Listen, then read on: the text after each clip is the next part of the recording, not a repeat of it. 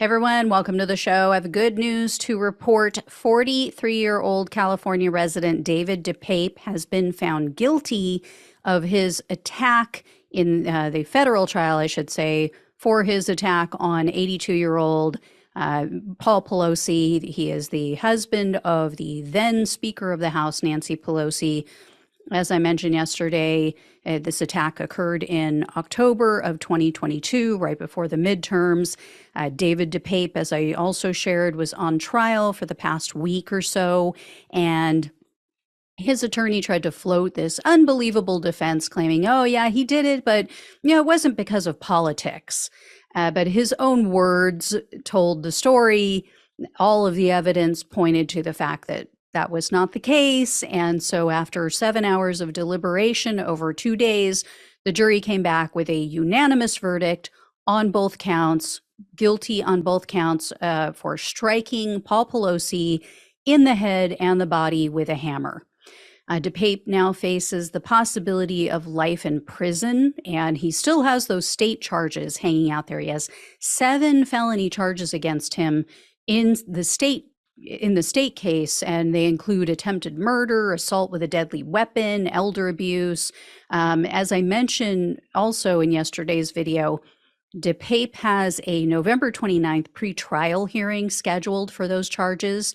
So this guilty verdict will definitely influence the thinking on those state charges. The prosecutor may want to see how long of a sentence is he going to get for this federal case. If it's a life sentence, there's no point. Why waste our resources? Why bother? If he receives a lesser sentence, they might still make a move for maybe a plea deal instead of taking it to trial, because now you have a guilty verdict against him.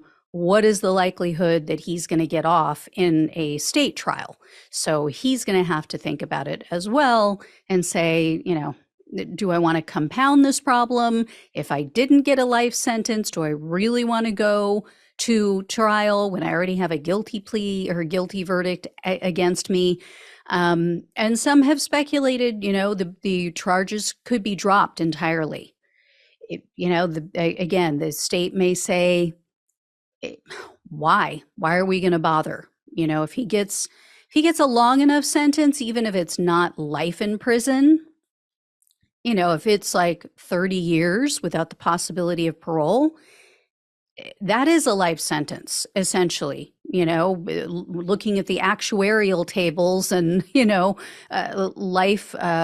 lifespan of an average American, and someone who obviously is not taking the best care of himself. He's been living in a garage for many, many years and on the streets and so forth. So, that would be a life sentence. So it's possible we won't see the state case come to fruition at all, but I will definitely let you guys know as I hear more.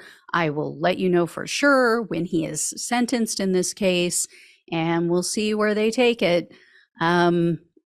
Funny how the right has had nothing to say, right? I mean, they were so out there on social media and all the right-wing channels and all the right-wing quote-unquote news shows, pushing all of the conspiracy theories after this man was arrested, trying to make him out to be Paul Pelosi's secret gay lover. I mean, you look at what he was wearing and it's like, really? Yeah, you go to a gay tryst and in the middle of it, you have on tennis shoes, your socks, cargo shorts, a zip-up, hooded sweatshirt.